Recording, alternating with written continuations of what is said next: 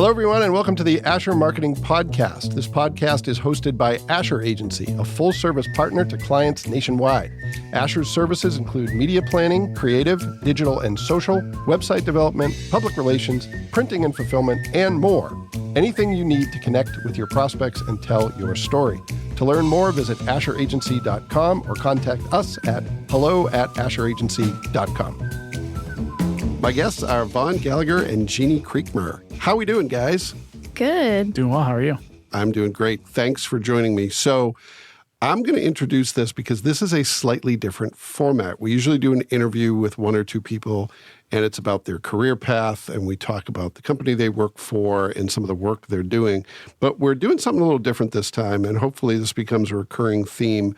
We're talking to subject matter experts at Asher about a facet of the work that they do. And today we're going to talk about web accessibility, what that means, why it matters, and what those listening should do about it. But before we jump into that that line of questioning, I'd like to hear a little bit about each of you. Vaughn, I'm going to start with you. Okay.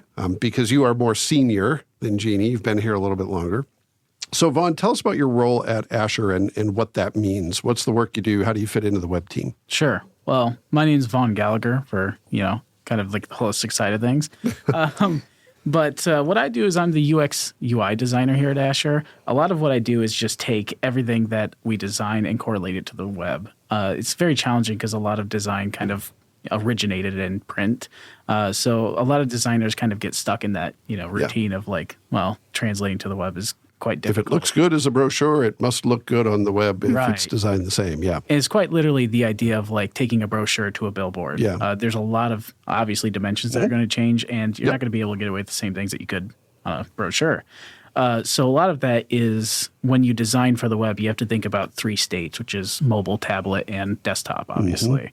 And with that, there's a lot of things that kind of comprise that. A lot of design that goes into the idea of making it so that it's accessible on all of those viewports.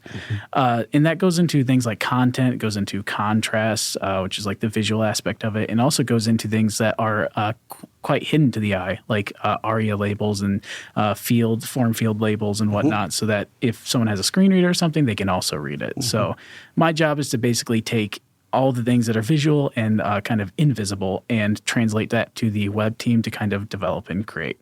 All right. Jeanie, how about you? My name is Jeanie Creekmur. I have been at Asher for a little over a year. I'm the project manager for our website team, so I work really closely with our clients and our account team to get all of the information to the web team for them to execute on a project very successfully. So my job, if I do it effectively, then the web team can just get in the driver's seat and go and not worry about, if they have all the details, they should already have everything in front of them that they need. So I'm kind of involved with each project from the very beginning, defining that scope and, finding out what the client needs, what they want, what they envision, and then taking that to the team and seeing that through. All right. Well, thanks for those introductions. And part of the work you do is related to the topic we're here to discuss, and that's website accessibility. So a lot of people might be surprised to hear that websites are covered by the Americans with Disabilities Act. Tell me a little bit about why that is and what that means for people who do the work you do, web developers and others. Yeah, so what web accessibility means in the digital sense is just removing any barriers for users with disabilities and those who are differently abled. So that means that we need to design and write code in a certain way to be inclusive to everyone, regardless of their physical or their cognitive ability. So just removing any of those barriers of providing equal access to any content or functionality on a website. All right. Vaughn, anything you'd add to that? Or? No, I think she pretty much nailed it. I think that's some of the most important things to talk about is just a lot of it is just the unseen things that kind of happen. I mean, a lot of the buzzword is equality and just talking about equal access to all these things. Yeah. Just because you're born with a disability doesn't mean that you shouldn't have the same right to knowledge or information on the web. And removing all those barriers is the same as adding a wheelchair ramp to your building. People should be able to get in. Well, and this has become a serious enough topic that there's actually been lawsuits around it, correct? Yeah. So let's talk a little bit about what it means for a site to be compliant and what is covered under ADA as it applies to websites. What are some of the specific things that you look for to determine whether a website is in fact compliant or non-compliant? So there's 3 basic kind of guidelines that you have to follow. It's like the A's. So it's single A, double A, triple A. Okay. And you are kind of subject to one of those guidelines depending on how big your company is or the certain parameters that exist. For example, federal kind of sources, anything that's the government, they have to have AAA compliance. Okay. And that's the idea that like because you are a federal kind of company, everyone has to be able to get into it no matter who you are. Yep. Many other companies, like the bare minimum is A. That's like just the floor. And that's just the basic things of being able to get to your website and be able to use it at a basic level. Double A, which is what is considered the gold standard. It's what everything should be on the web. Yep. That's the main kind of area that web developers have to think about. A is like kind of easy to get, but it doesn't solve a lot of different issues that happen. I talked about earlier about the visual versus invisible kind of ideology. Yep. Many of the invisible things are not covered under A, but it is under double A. So things like ARIA labels that tell me if I have a screen reader and I don't have, visual aspect to be able to see this page, I can still hear what this form's about and what it's asking of me to enter, which is pretty important. You asked about kind of the idea of what's covered under the, obviously accessibility is everything that's on the website. Everything on your website should be accessible. And the biggest thing with web developers that they should know from the beginning is it's much easier to start than to kind of revamp or reiterate something later down the line. So some things at that point may be set in stone or maybe completely need to pull out the entire, the entire dashboard of this car to replace the chassis type deal. So that's kind of the idea is that like everything on the website needs to be compliant, and it's way easier to do it from the foundation than it is to, build the walls around it. So you mentioned government site, federal government sites as striving for that AAA designation.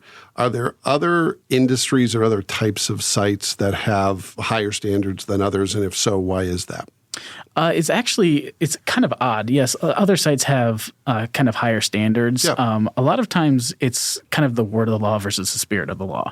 Many times a lot of companies will do, hey, what do we need to do to kind of avoid lawsuits or, not going to name names, but for example, some companies have like lawsuit budgets to kind of like, well, it's going to take too much money to revamp this thing. Yeah. Let's just throw some dollars We'd rather pay the penalty than fix the problem. Right. Yeah. So spirit versus law. So a lot of times it's if you want to be AAA, it's because you either really want to do it, you believe in it, or you have to. So some other businesses that maybe aren't federal, but some that let's say like mail carriers or like Amazon's a big example too, because they have like a lot of accessibility issues, but they are held to a higher standard because of a lot of the grants that they have and whatnot. So anytime that I would say the government has any type of hands in the cookie jar, it definitely needs to have AAA, and if not, then AA is like the step. It's funny because the step from AA to AAA is like there needs to be hand signals with like videos. So like American Sign Language needs to be present with videos and things like that. But it's a very short hop, skip, and a jump from AA to AAA. So a shorter jump than no compliance to some compliance. Yes, that's a pretty big leap. Yeah. So when you think about why this matters. And that can be a question you can address, personally based on your own experience or to the industry. Why do you think this is important? Why is it worth paying attention to? A lot of times people look at websites, they say it's a big investment, it's a lot of work. I'll worry about that later. Why would you encourage people to bake it into the development process and to make it something that is a priority and not an afterthought? Yeah, so I'll start with kind of what Asher believes, and this is Asher's stance, not just my personal stance, even though I'm very passionate about this personally, but we believe it's just morally the right thing to do.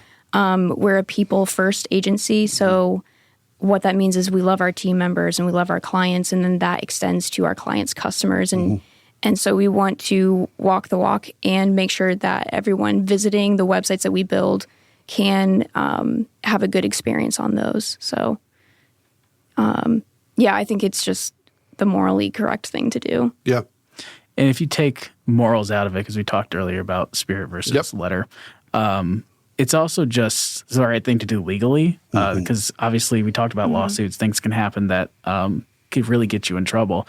The thing about kind of following that as a web developer, it's very important because we see kind of web developers as the last line of defense for this, because the client's not going to be the one that kind of is in charge of fixing these things. It's really developers. They're the people who are creating the web. So if every web developer got on the right page, it would be quite simple to fix these things.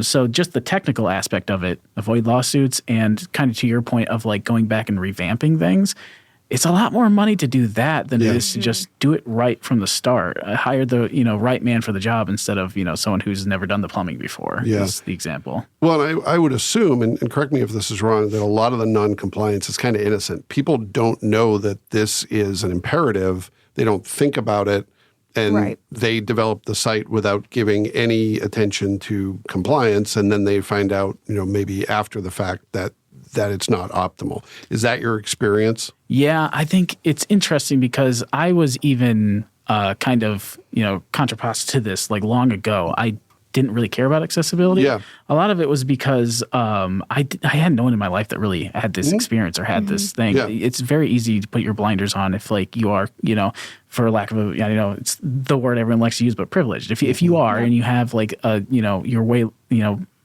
in a better position in life, it's a lot easier to kind of put those blinders on and ignore kind of like whatever's happening in the wings of things. My dad had a stroke about a year and a half ago, and he lost complete control of half of his body. And I watched him go from someone who could run around, play football with me, and do all these things to he can't even move a mouse like 600 pixels across the screen. So it's that moment to me really kind of created this situation that's like, why should he have to suffer for something that's completely out of control? Yeah. And that started making me realize that like this isn't it. Like this is not the only thing that's happened to someone. And this is probably more actively way less than the extent of like what other people have to suffer with. And so after some research that we did, we discovered that over 25% of your users are disabled that utilize your site. And that's a quarter. That's a quarter of your demographic in any business that you're in. And more realistically, it's heading towards like 36%. Wow. So stuff like that is the kind of the reason that it's much more important to us now, because it's like we have people that have had this experience, have had things happen to them, and it's brought it way more to the forefront of our minds of like, it's so easy, truly. Like it's not something that's it's a pain or it's a challenge to do. Once you understand, and the denseness is just the wording, and after you start thinking about it, it's like this is so simple. It just needs to look. Need to be able to see it for it to be accessible. I need to be able to utilize it. And once you know that as a developer, it just becomes much easier to do it off the bat. I mean, we create 4 or 5 sites a year. It's like we have 0 contrast errors, 0 errors on those sites. And we could do that just because we learned initially, and we kind of know when to push back to clients. Like, this is going to be a problem because of this. Yeah, and it's either deal with it now or deal with it later. Right. One of the things that was interesting to me, this conversation was at least somewhat inspired by an internal lunch and learn that the two of you did for our team. And what really impressed me about that was how many stories came out afterward about our staff members who know someone who's positively impacted by sites that are compliant and negatively impacted when they're not. And again, as someone who, is privileged, I never really thought of it that way. Right. I am getting older, though, and if you walk by my computer, you'll see the font size is about as big as it can get. I saw your email. Yeah. So, I think that's part of it, too. As an aging population, you're going to have more of these issues with vision impairedness and other issues that will make this, maybe more at the forefront. Maybe that's a good thing. If it gets a little more attention over time. So, in terms of negative consequences, there are folks who are motivated by it's the right thing to do, it's good for society, by gum, let's do it. And then there's others who have to hear the negatives. There's the potential for lawsuits. Yep. There's the potential for the impact on your brand if you're seen as someone who's not doing the right thing. What are some of the other impacts that you can think of being non-compliant, being willfully non-compliant? Yeah. Do you have one, Jeanie? I have one out in my back pocket. You go first. I think, just it's kind of bad for business. If you're ignoring that 15 to 25% of your potential demographic that could be engaging with your website, especially if you're maybe an e-commerce website and you're selling products on your website. Yep. It's not just exclusive to that industry, but you're kind of closing off any potential engagement with that demographic. So I think it's just simply bad for business of saying no to all of those sales or that business. Yeah, shutting out a quarter of the population. Yeah. Right. Yeah. I'll kind of surf that wave with you too, because like you mentioned e-commerce, that's something that is a great point because there's a certain company, again, not going to name anything, but for example, you talked earlier with the our agency having like a lot of experiences come out where it's like, yeah, we know this person, we know this person. Yep. It's a lot more vocal of a population than you can think of. So for example, this one company, they sell shoes. And one of the big things is that if you reach out to them with accessibility, let's say you have an amputated leg, they only sell in pairs. You cannot get two left shoes or, hey, take the left shoes out of one box and put it in this one. You can only buy pairs. Even if you don't have a right foot to use it on, you still have to buy, both of them.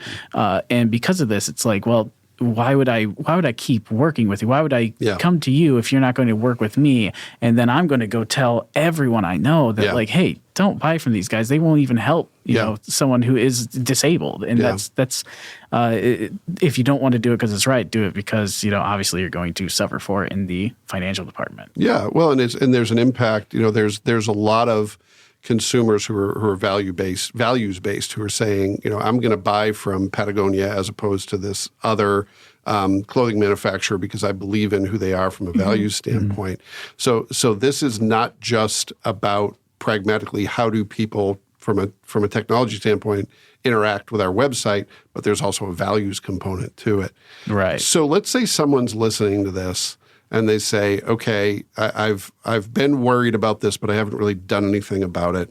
Whether it's a developer who maybe isn't up to speed on the topic, or maybe it's a marketer who's saying, oh, we need to think about our website or we're redoing our website.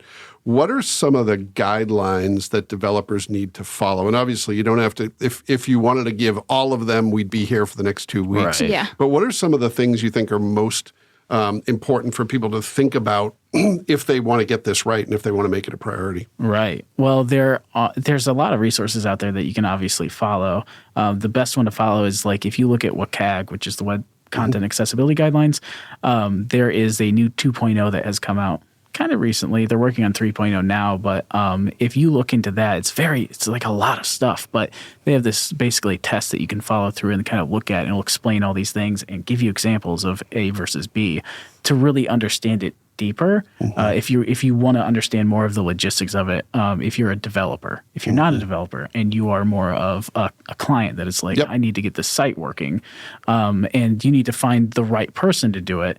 A lot of it is you can download like a plugin called Wave that's really good, or Axe is also very good. These two programs that basically all they do is they render on your screen and they tell you what errors you have. Errors, contrast errors, and then alerts. So errors are things that you could get in trouble for. They're highest priority. Contrast errors are obviously things that are a visual indicator that something is wrong. And those are also a pretty high error because that's most of like that demographic is obviously having visual impairment. And the last one is alerts, which are like not that big of a deal. Like you get to them when you get to them. It's not going to like really impair. They're more of like, hey, check this. Alerts are, where the machine tool fails to kind of know these things, you come in with like your human hand to actually define it. So you look at that and you see the errors you have, you see the contrast errors you have, and you can go to a number one, you can see, is this worth it? If I have 1,000 contrast errors on my site, do I really want to keep with this website, or do I just start from scratch? And if you do, now you know kind of what you have to work with. You can send that to a developer. Let me jump in with a question. Sure. So let's say, one of the things that in the legacy designer mindset that's important is brand colors, right? I'm going to, these are the colors of my logo. These are complementary colors. We're going to use these so people start to associate these colors with our brand. Have you experienced cases where the brand colors lead to accessibility issues because of contrast? What does someone do if they find themselves in that position? Absolutely, yeah. And of course, the easy answer is change the logo. But yes, obviously. Well, one of the big things is, yes, clients have like an infatuation with like the consumer will know if we change this green, and there is like brand loyalty, but the honest truth is like unless you're like McDonald's or Adidas, like they're not really going to know. Sure. But one of the big things is that if you can't find a way to make your color accessible, it's more of a lack of creativity than it is an actual error. Yeah. We had this challenge with one of our current clients, City National Bank. We worked with them, and they love this blue, and they really want this blue everywhere on the site. Yeah. And it was very challenging because we're like, well, that's going to create a couple of ADA issues because if the header's blue and the body is also blue, you can't see where the header ends and anything else begins. So that's very frustrating for like anybody to be able to know where are the clickable areas on the site.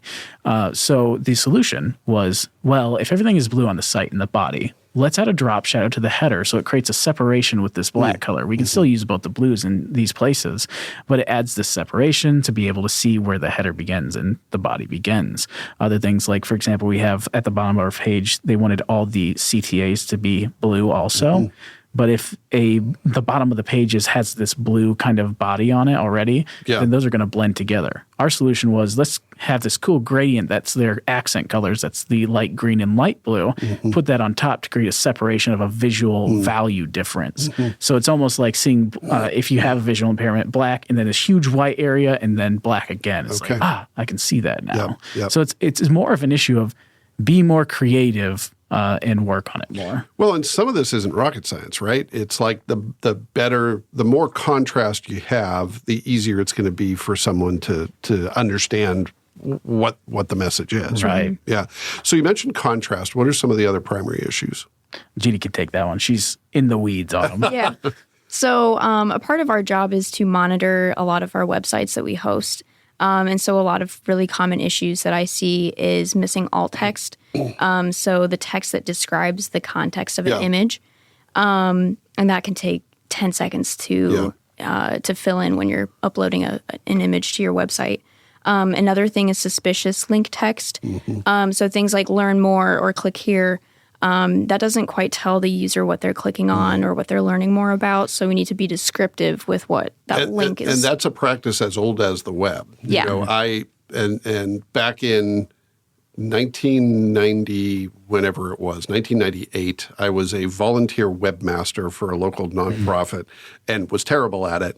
But I remember you were encouraged, use click here, use learn more. So why is that discouraged in this environment with accessibility in mind? Yeah, so especially with screen readers, the link text itself, so the text that has the link attached to it, that needs to have all of the context that is needed. So we can't rely on any other context outside of the link because the screen reader will read the link out loud to the user by starting off with something like link to and then read the link text. So it would be link to learn more. And so that doesn't tell. Yeah, it's really repetitive and it doesn't tell the user what they're learning more about or where they're going to be going. So what are some good alternatives to that learn more here type of So if you're saying maybe on your website you want users to contact you or learn more about what you do, instead of saying learn more about us and linking the learn more section of that sentence, then you would just link to about us.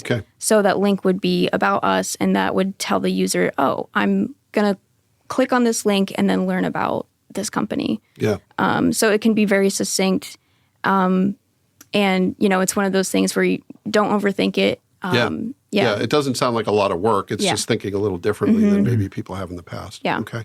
So we've got contrast issues. We've got alt text, lacking alt text, or text that doesn't quite work in the accessibility environment. What are some of the other primary issues? Another one that I see a lot is missing headings. So those are just essentially the headlines and titles of your web pages. And that helps break up the context and the content of your website from not only screen readers, but also search engines. So it's also really good for your SEO, your search engine optimization, to get those headlines right and not skip them, not jump from, H2 to H4 or something like that. Just so it's kind of breaking up that content in order to make it more digestible for that user who might be using a screen reader. Is that true of alt text too, that it can help from an SEO standpoint because it's more opportunity to be found for search terms? Yes. It can also hinder too. Yeah.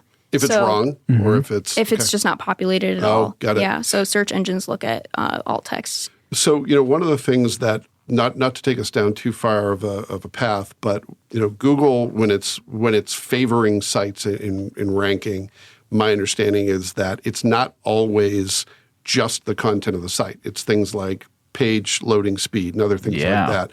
Has Google caught up to this yet where accessibility is a factor in itself for SEO? Yeah. So there's this thing called Google Lighthouse that basically, if you have Chrome or any version of Chrome, for example, Arc is another kind of based off Chrome browser. If you open up your inspect tool and you use this Lighthouse, it'll give you this analysis of any website that you're on. Oh, wow. And it'll have these 4 areas. It's like performance, it'll have accessibility, it'll have SEO, and it'll have like another one that I can't quite remember. Mobile. Mobile. That's it. Yeah. And the thing is with this is that that's basically Google kind of tipping its hand to you and saying, hey, if you do well on this, you will score higher on our SEO. So if you have issues with accessibility, it's going to rank you lower in that just naturally because Google doesn't think you're as worthwhile of a site. You're not as high value. Interesting. Okay. So I cut you off there. Sorry. So we were talking about other issues beyond missing alt text, beyond contrast, some of the other issues that people might want to think about. Yeah. I think those are kind of the main ones. And those are all issues that can be addressed from anyone. You don't have to be a developer to address those issues. Like I'm not a developer, but I have often gone into our clients' websites to fix those things. So they're very easy. It's kind of like getting yourself into the habit of looking out for those things, doing your research and understanding what those issues mean. Like Vaughn said, I would highly recommend installing the Wave browser extension. It's free and it breaks everything down for you, and then it even tells you how to fix it. So, those are really easy to fix, and you don't have to be a developer for those. Yeah. And one of the key things about that is that it's almost like gardening, right? Like you have to go out every week, you got to weed this garden, you got to keep cleaning it. It's a lot worse if you let it sit for a month. Like the longer you let it sit, the more these issues are going to pop up, especially if you are constantly generating or churning out content for your website. If you're a blog site and you don't follow this click here rule of suspicious link text, then you're going to have a lot more down the line that you have to kind of fix and get into. And it's very interesting because we were doing some research about this, and 96.3% of websites on the web are not compliant. Wow. And that's a huge number. Yeah. And if you look into these websites, 92% of them actually had an error with contrast. And if you fix that, if you just fix your contrast error, you have made 100% of the web almost better. So you've almost made the entirety of the web more compliant if you just fix this one issue. So would you say that's the first thing? Because this can be overwhelming, right? If someone's listening to this and they're like, wow, this affects my, where do I begin? Is contrast the entry point where if you do that, a lot of other good things are going to happen? I think the biggest thing, it's kind of like an ROI rather. So if you think about where can you invest most of your time to fix? If you are the kind of person managing your site, and let's say you have like a Squarespace or some kind of theme builder, and you can control the colors, yes, that would be a great place to start because, for example, if your header is not compliant on this page, and you have 100 pages, that is, this many contrast errors over these 20 pages. So it's like 2,000 instead of 20. So the big thing also to keep in mind is that not many people have that control over their website. Like they can't go in and switch the colors up. Kind of what Jeanie was talking about is those like very low hanging fruit that you can kind of swat down. Like for example, skipped level headings, very easy to go in and fix. You can do that with any content manager. A lot of the suspicious alt text You can also do alt text in general. You can enter, go into your media library if you have WordPress or other type of theme builders and just check. Is there alt text? Click it in. Yeah. Well, I would suspect that accessibility doesn't really care what CMS you used, right? If it's Wix, if it's Squarespace, if it's WordPress, it doesn't care. So I know that at Asher, we tend to favor WordPress for a lot of reasons. Does WordPress help people stay compliant in ways that other platforms don't? Are there other platforms that are a better option for those who really want to get this right, and other platforms maybe that don't give you the right kind of prompts for this? Right. Yeah, there is, number one, WordPress. The reason why we like it is because it takes a lot of the power division from the agency versus the client. It gives a lot more power to the client. It gives them the key. We talk about it. We get I hear Brent and Pete say all the time, we build the car and then hand you the keys. Yes, exactly. Yeah. That's one of the main things is that WordPress allows you to have a lot more control over it yourself. Now, no, you can't tweak your colors like we could go in and tweak them. Yeah. But you can go in every single image that you have on the site. You can check in your media library and you can see the alt text. You can see the caption. You can see the title. And you can tweak them yourself and make them better, make them worse. But you can go through and there's things like Yoast, which will do you download this plugin and it will through your site and it'll say, hey, dog, you got these many errors. Let's fix these up. And it'll rank you how far, you are off on that too. It'll tell you Yoast will tell you you're in the 20% range, so you're never going to get people to your site from Google or Bing. And if you're higher, then you obviously get more. So WordPress has a lot of cool kind of tools to do it. We like to stay away from many theme builders. They're great if you want to do it yourself or you have to do it yourself. Yeah. Well, it's almost like the fact that they make it easier, and this is something I think is true in general. Tools that make it easier for you to do the right thing also make it easier for you to do the wrong thing. Right. Exactly. Right. So, that seems to be the case. By the way, I would expect that Yoast, instead of saying dog, they'd say yo. Instead of, maybe, It depends how friendly they are. That's true. That's true. Maybe they just don't like me all that much. Yeah. We're homies. I bet after all this you are. Yeah. Is there anything else that you think is important for people to know or to think about when it comes to web accessibility? I have one that comes to mind. I think this is just in general about web accessibility. It's really helpful for those who are differently abled, but also it affects everyone. So, everyone faces some kind of temporary disability, whether maybe you just had cataract surgery or you broke your arm and can't use a mouse or something like that. Or maybe it could be as simple as you're looking at your phone on a really sunny, bright day and you can't really see your phone screen. So that's when having really good color contrast comes into play. It's not just for those people who have low vision or color blindness. So I think it's an accessible website and also just a digital and technical experience that's beneficial for everyone and not just people with disabilities. I think my biggest advice is start. That's the biggest thing that we find a lot of clients is they come to us specifically for accessibility needs. And many of it's become such a big hornet's nest because it just has not been, we talked about the garden. It hasn't been weeded in so long.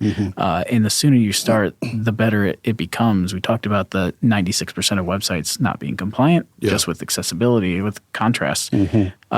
If we start now and we start working on that, kids that are born, deaf or they have visual impairments, they will be able to grow up with an accessible, very easy to find out this knowledge, world. And that's the biggest thing is if you do not want to do it for your sake, again, there's many other people out there that this could benefit very greatly. And it's many of them are just very simple. And if you just start, it's very easy to understand. There's so many tools out there that will just set you on the right course.